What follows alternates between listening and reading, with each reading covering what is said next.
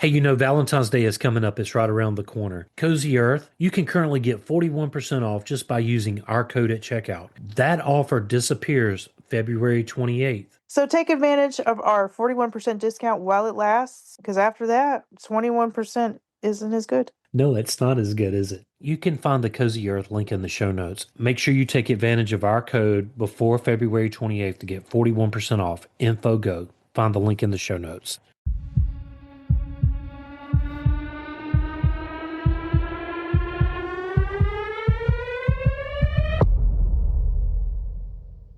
Welcome to the podcast. I'm William, And I'm Kat, and that makes this Info on the Go.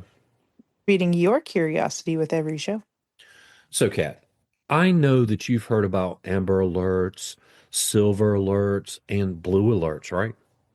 I've heard about Amber Alerts. I didn't know there was that many alerts out there. Well, Amber Alerts are for missing children, Silver Alerts are for missing seniors, and Blue Alerts are for missing or police officers, right? That makes sense. But have you ever heard of Turquoise Alert? No. I'm going to try to set this one up. So imagine a 14-year-old girl walking away from a group home in Mesa, Arizona, disappearing into the desert landscape in late January of 2025. And her name was Emily Pike, a member of the San Carlos Apache tribe, a daughter, a sister, a young life full of promise. Her family reported her missing. Hours passed, days passed, but no Amber Alert was ever issued. Although Amber Alerts are supposed to mobilize the public when a child is missing and believed to be in danger. But why?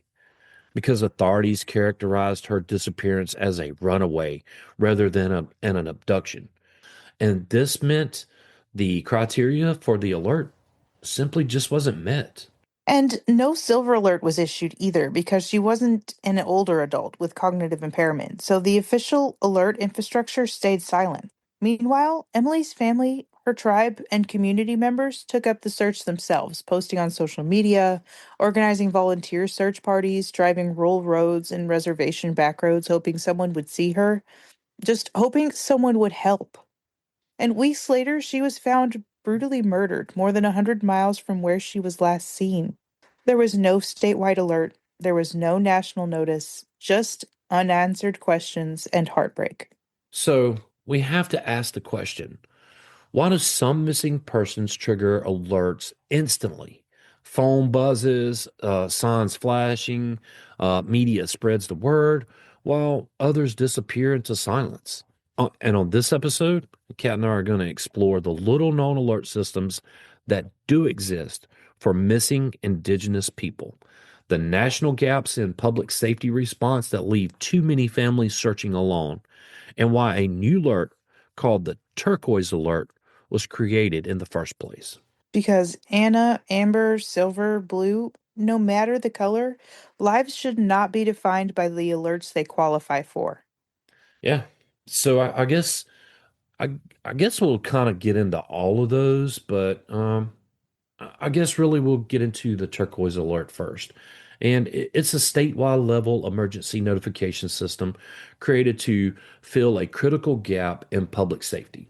It's rapidly notifying the public when an indigenous or missing person is believed to be in danger, but doesn't qualify for an amber or silver alert. And it's named for the gemstone turquoise, which holds cultural significance in many Native American communities and symbolizes protection and healing. And who it's designed for? Well, it's designed for missing Indigenous people, including Native American adults and children whose disappearances historically did not fit traditional alert criteria. Unlike Amber Alerts, which are for abducted children, and Silver Alerts, which are for seniors or cognitively impaired adults, Turquoise Alerts have no strict age requirement as long as the person is believed to be in danger and meets other statutory criteria. In some states like Arizona, the law was written broadly enough to include any endangered person under 65 if the situation is suspicious and urgent, even if the person isn't Indigenous, though its origins are rooted in responding to missing and murdered Indigenous peoples' crisis. So, how are these alerts issued? Well, Turquoise Alerts use many of the same channels as other emergency alerts, including cell phone emergency notifications through wireless emergency alerts to reach residents instantly. Then you have the highway message boards and other digital signs to alert drivers across wide areas. And then you have media notifications via local TV and radio partners. Then you have the law enforcement bulletins or APBs and social media posts to spread information quickly to the public and other agencies. So these alerts activate only after certain criteria are met, such as law enforcement determining that available local investigation resources have been exhausted and the public assistance could help. Why it's not nationwide yet. Turquoise alert systems currently exist at the state level and are not mandated by federal law. So each state decides whether to adopt one and under what rules. Legislative and administrative differences mean some states have launched systems and others are debating them, and still others haven't adopted any alert law at all. Because these systems are new and evolving, some states are still refining how and when alerts are issued, and communities are learning how to use them best. So, what is the missing and murdered Indigenous people crisis? And why did turquoise alerts become necessary? Well, the crisis of missing um, or murdered Indigenous people, MMIP, refers to decades long patterns of disproportionately high disappearances, violence, and homicide affecting Native Americans, Alaska Natives, and other Indigenous communities nationwide. Indigenous people in the United States experience violent crime and disappearance rates well above the national average. Well, it's rooted in historical, marginalized, systematic inequalities and ongoing patterns of trauma. A 2016 National Institute of Justice study found more than 4 in 5 American Indian and Alaska Native women experienced violence in their lifetime, including high rates of sexual violence. Federal crime reporting shows that missing Native Americans make up the disproportionate share of missing persons relative to their share of the population, often significantly above the overall U.S. rate.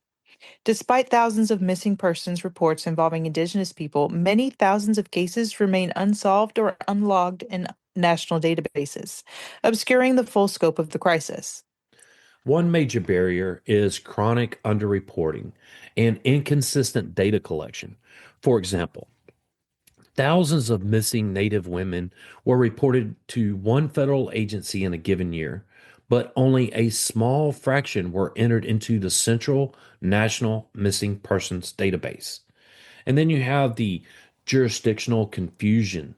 And this really slows or stalls investigation because tribal, state, local, and federal law enforcement operate under different roles, with tribal agencies often limited in resources and access to federal databases. Cases on tribal land can fall through gaps if responsibility is unclear or conflicting between agencies. You almost said federal.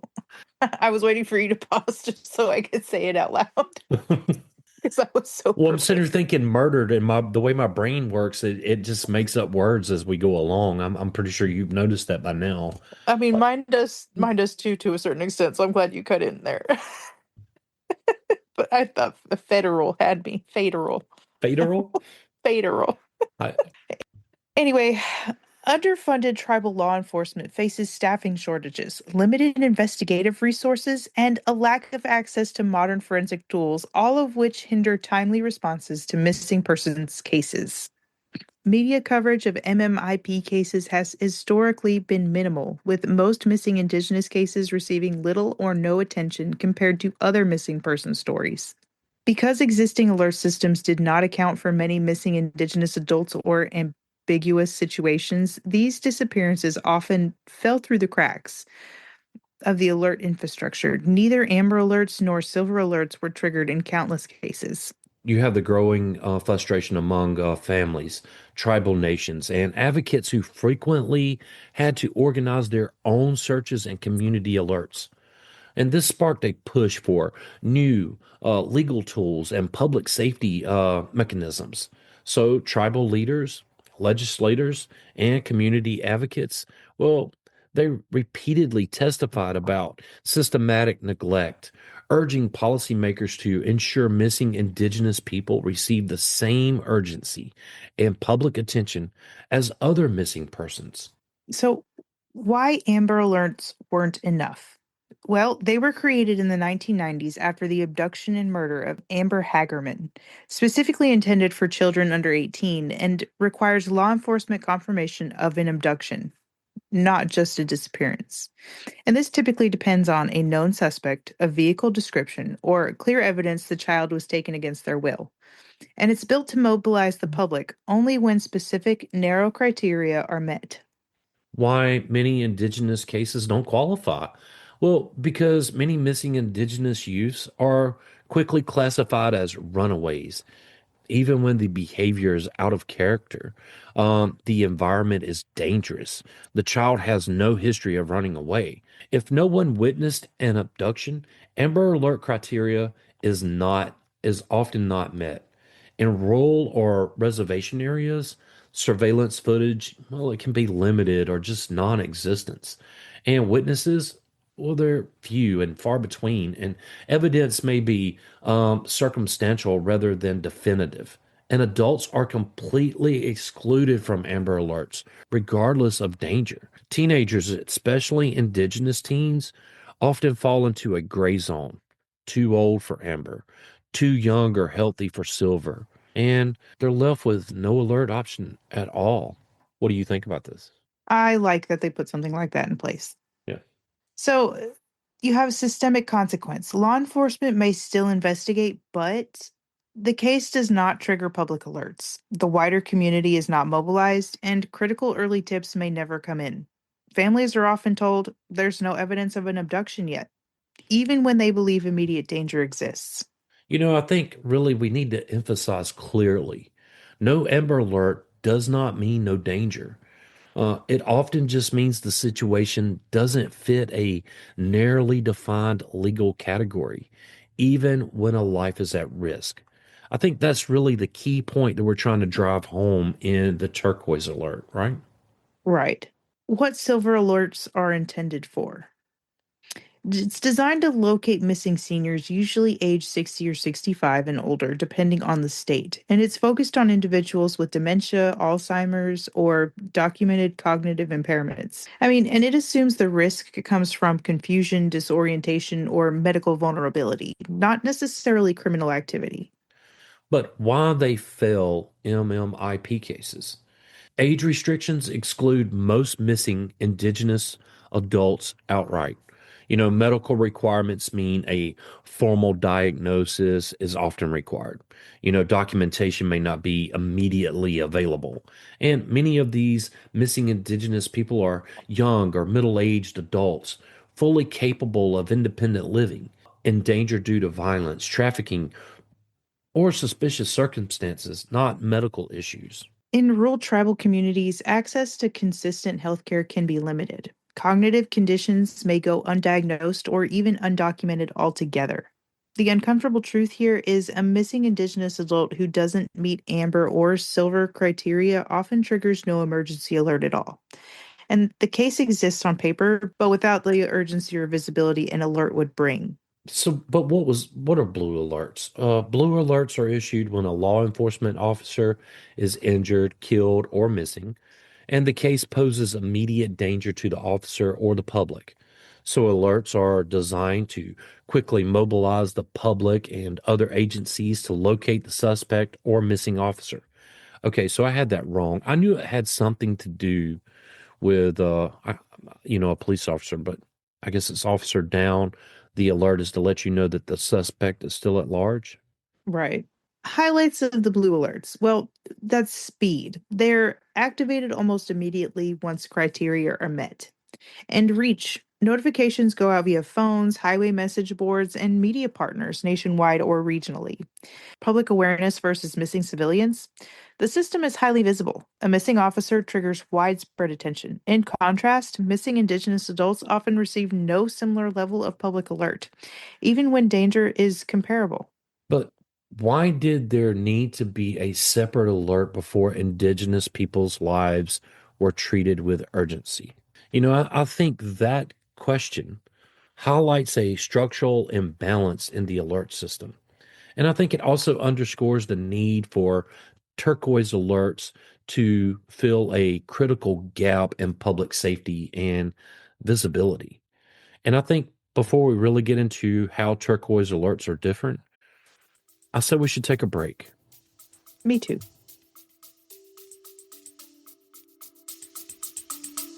Stay with us. We'll be right back. William, I know how you love matcha tea with coconut milk. Yeah, it's clean energy without a crash. Then you'll love Mantra Matcha. They offer super premium ceremonial matcha and 6 superfood infused flavors made from the finest, youngest tea leaves for a naturally sweet, ultra smooth taste. With each flavor, it's infused with powerful superfoods like cacao, ginger, and goji berries. And they also have those classic favorites like banana cacao, strawberry lemon, cinnamon goji berry, plus superfood berry, ginger beet, and rosehip dragon fruit. It's organic, non GMO, gluten free with 0 grams of sugar. You can enjoy it like me, or maybe hot or in a smoothie like Cat. Every purchase helps provide meals to kids through No Kid Hungry. It's at mantramatcha.com. Get 15% off using our code INFOGO at checkout. Both links are in the show notes.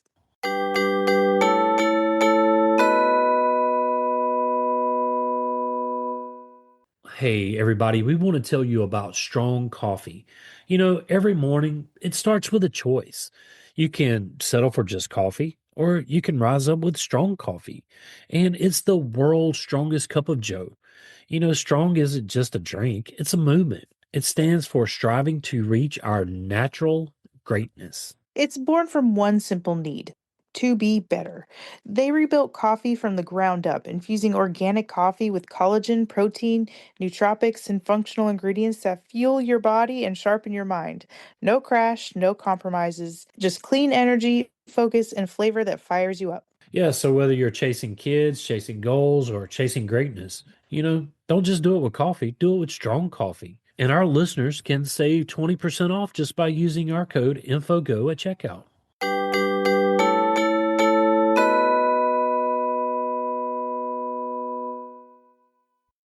Hey, if you're looking for your favorite band or sports team or TV show, check out Old Glory. They've been in operation since 1969 and they have over 300,000 items.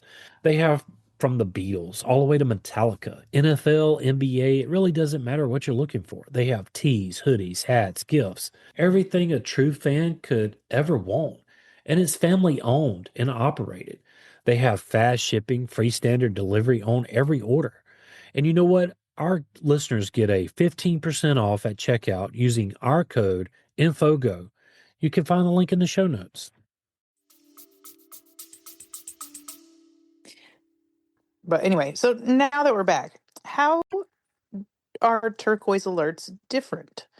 Well, core comparison is what sets turquoise alerts apart. Who qualifies? Indigenous people of any age, children, teens, adults, and elders alike. Unlike Amber Alerts, children and Silver Alerts for seniors with cognitive impairments, age and medical status are not barriers. And it's designed to respond to cases that historically fell through the cracks. Most involve a credible threat to the individual, right? So cases include suspicious circumstances such as unexplained disappearances. What really triggers the criteria for a turquoise alert? Well, most of it involves a credible threat to the individual.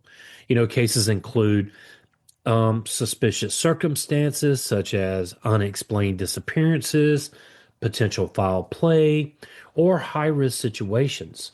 And then you have law enforcement evaluations, which includes tribal, state, or local authorities, which really determine if the alert meets the criteria, ensuring the system is not overused but responsive when urgent.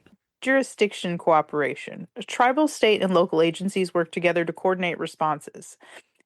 They It addresses historical gaps caused by jurisdiction confusion on tribal lands and allows cross-agency communication in shared databases for faster investigation.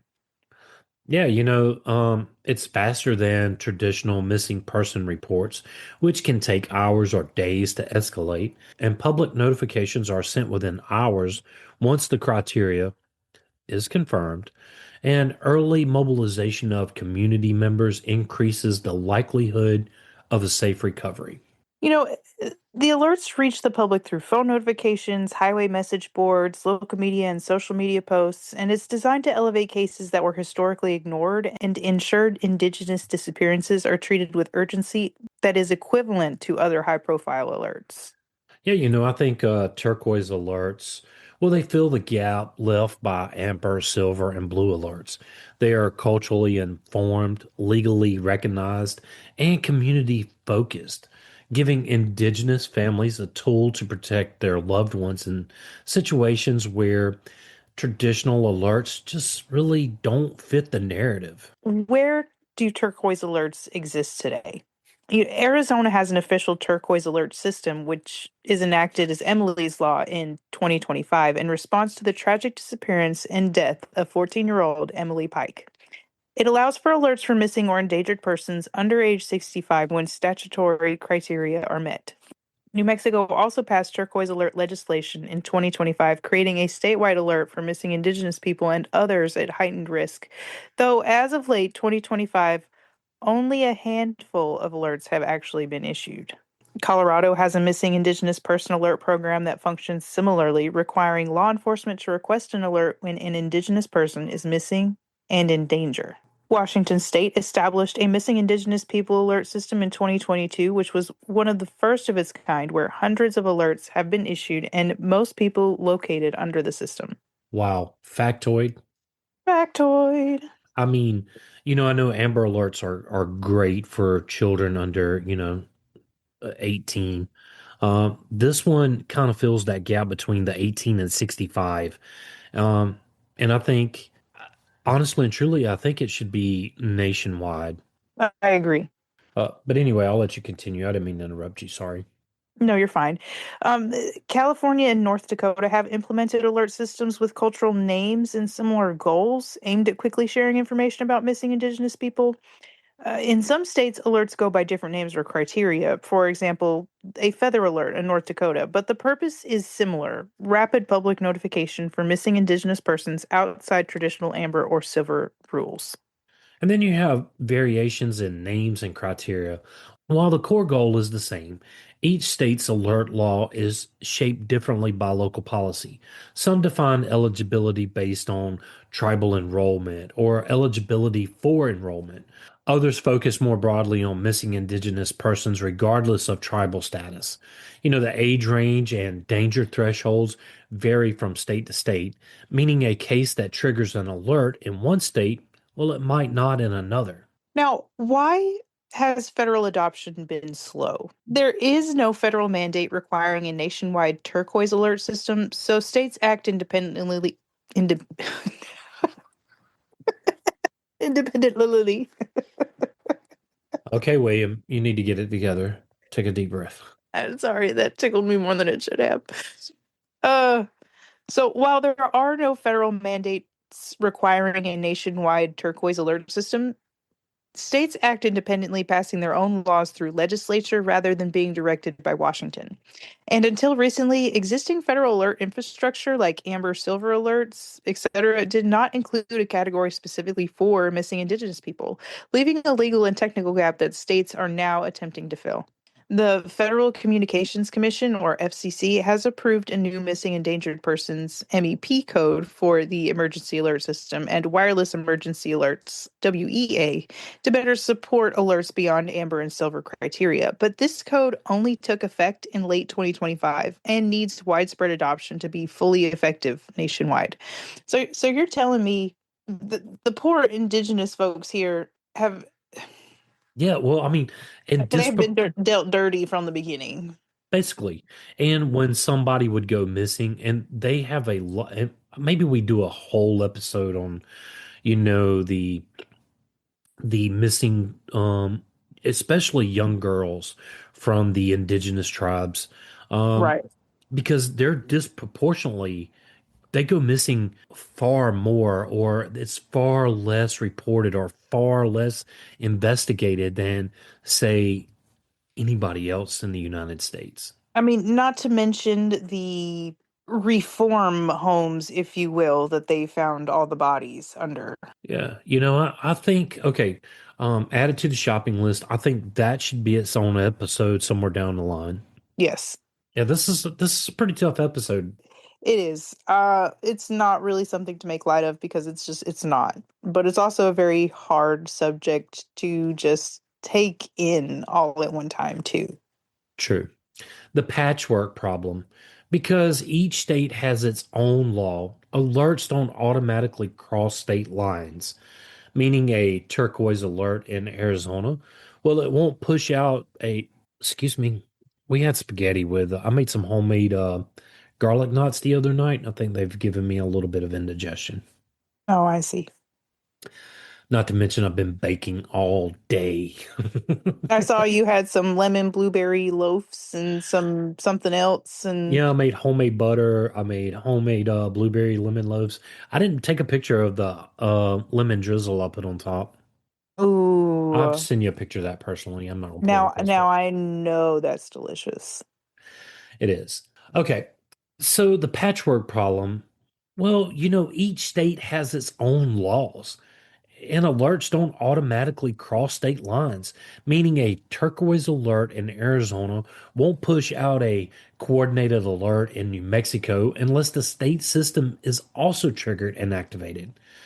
Well, with indigenous families, tribal communities, and missing persons often moving across reservations and state boundaries, this lack of unified system can slow responses and obscure visibility. So the result is a patchwork landscape where alerts exist and are powerful tools in some states, but in others, well, they still rely on grassroots social media posts, community flyers, and word of mouth rather than coordinated emergency alert systems like turquoise alerts. Does it work?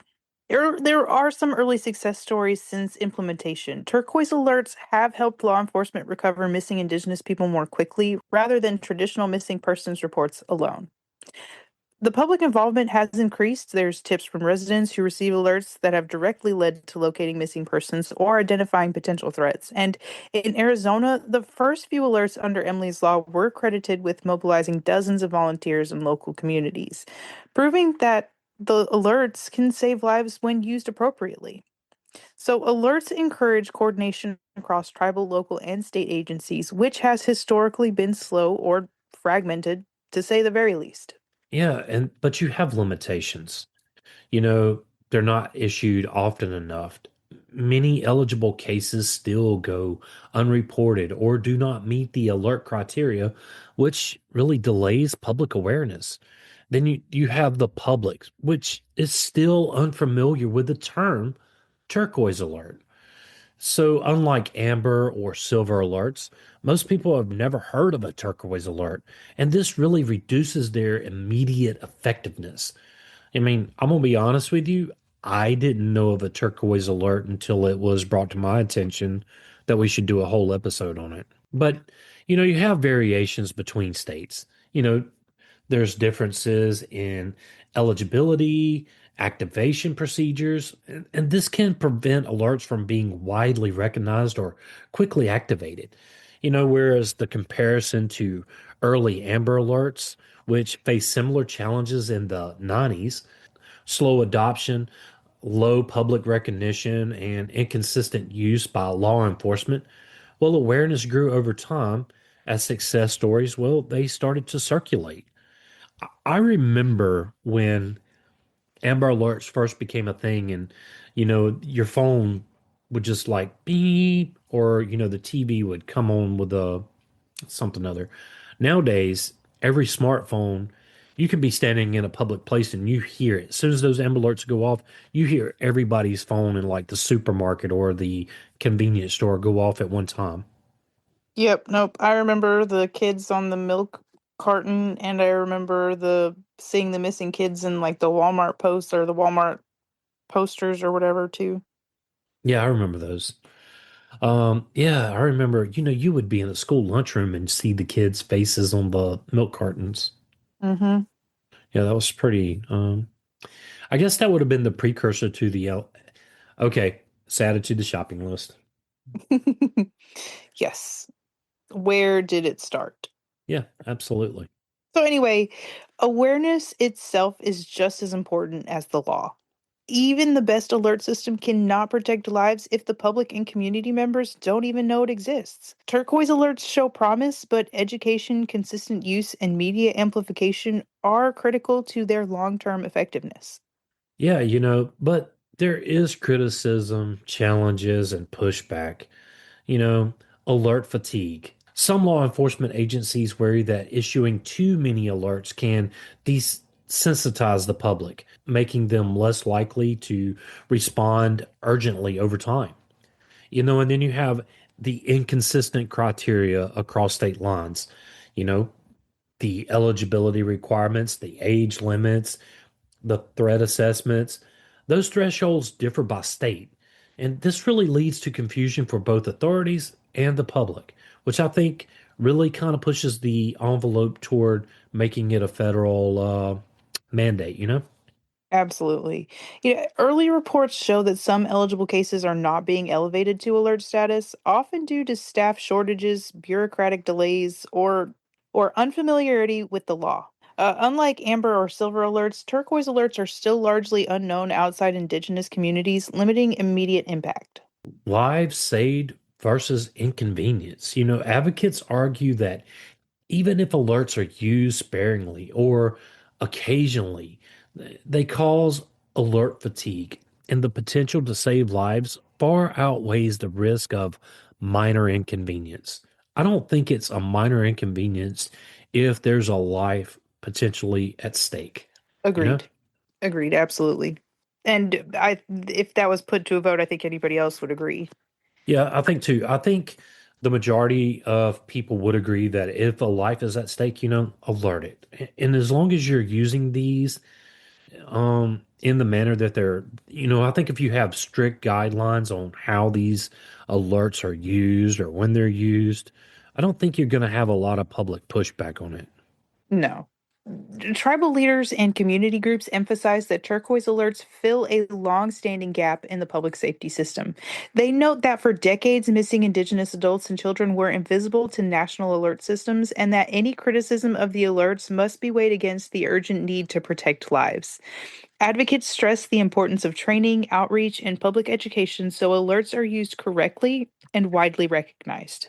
So, turquoise alerts are not perfect, but their existence represents a critical step toward equality in public safety, awareness, consistent implementation, and community engagement. Well, they remain essential to maximizing their effectiveness. So, why did turquoise alerts matter? Well, remember Emily Pike, the 14-year-old from the San Carlos Apache tribe whose disappearance did not trigger an amber or a silver alert? Her family and community had to organize their own search, relying on social media and word of mouth. And her story illustrates a broader truth. The systemic gaps have real, tragic consequences. And the power of naming a problem, creating turquoise alerts is more than just a legal tool. It's recognition that missing Indigenous people deserve the same urgency and public visibility as anyone else. Naming the problem publicly mobilizes communities, sparks legislation action, and validates family experiences. Sorry, I'm like emotional. Yeah, I mean, honestly and truly, this is a pretty tough one. I know that Amber Alerts have they're just as important as any of the other alerts. I get it. There's strict guidelines, and Amber Alerts do save lives. I mean, there's countless number of lives saved from Amber Alerts. And I didn't mean to discredit that earlier when I talked about Silver Alerts because Amber Alerts, we're going to do a whole episode on it somewhere. But but honestly and truly, now we need to figure out the turquoise alert system and um, how to make it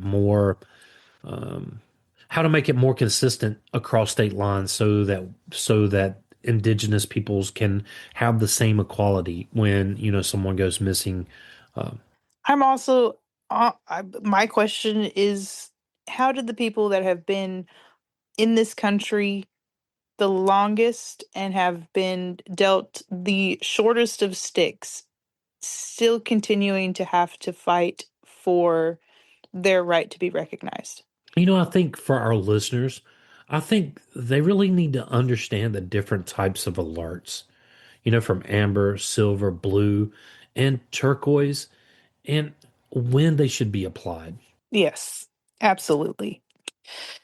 Um, we can also share turquoise alerts when issued with social media, local groups, and community networks that can amplify alerts and save lives. Yeah, absolutely. I think you could attend events, donate to organizations and engage with tribal initiatives focused on missing and murdered indigenous people. An alert doesn't bring someone home, but silence almost guarantees they will never come home.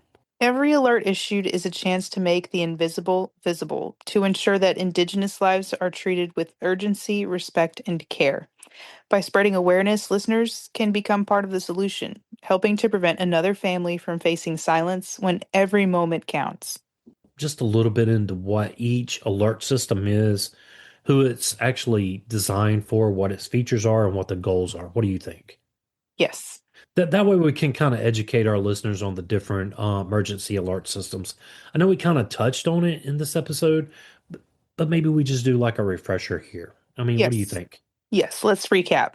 Okay, yeah, I'll do amber. You can do silver. How about that? Sounds good. So amber alerts are for children under 18 who are abducted or in immediate danger. It requires a confirmed abduction, suspect or vehicle description.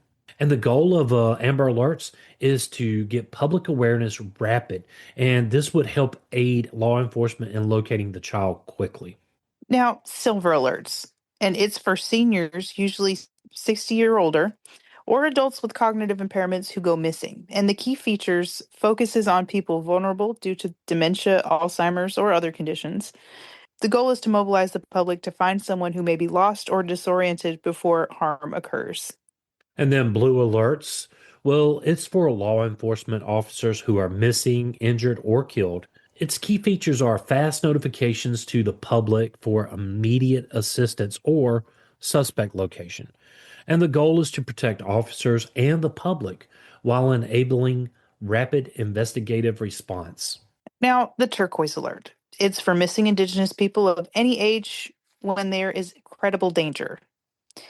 The key features are it works across tribal, state, and local jurisdictions, emphasizes rapid public engagement, and the goal is to fill the gap left by amber and silver alerts, ensuring Indigenous people receive urgent attention. Each alert serves its own unique purpose. Age, vulnerability, or occupation are part of why they exist. And I think public understanding is critical. Knowing what each color means can help listeners react appropriately, report tips quickly, and save lives. So, next time you hear an alert, check the color, understand who it's for, and act responsibly. And when a turquoise alert flashes, remember, it's our chance to protect a community that's been overlooked for far too long. This was a listener request. However, the listener didn't want to be named or anything like that, and that's okay. And I found this episode to be extremely interesting. Yes, I love new initiatives that are coming up to try to represent everybody that we have living here in America. Yeah, I'd never heard of a turquoise alert. I didn't even know what it meant. And I was like, what is a turquoise alert? The fact that we even have that or the fact that that was even created says a lot. Right. That's pretty much all I've got. Me too. If you would like to support this podcast, tell a friend and help get the word out. If you want to help us keep the show going, you can do so at Patreon. You can find that link in the show notes. William and I want to thank you for listening. Whether you've been with us from day one or just tuned in, thank you. Join the Facebook group at Info on the Go Over there, you can share with us your show ideas. or ask us a question. But whatever you do, make sure you hit that follow button wherever you get your podcast. Send us a text using the link in the show notes or leave a review. Leaving that review really does help others find us. You can also email us at infoonthegopodcast@gmail.com. and you can find that link in the show notes. Till next time. Stay curious.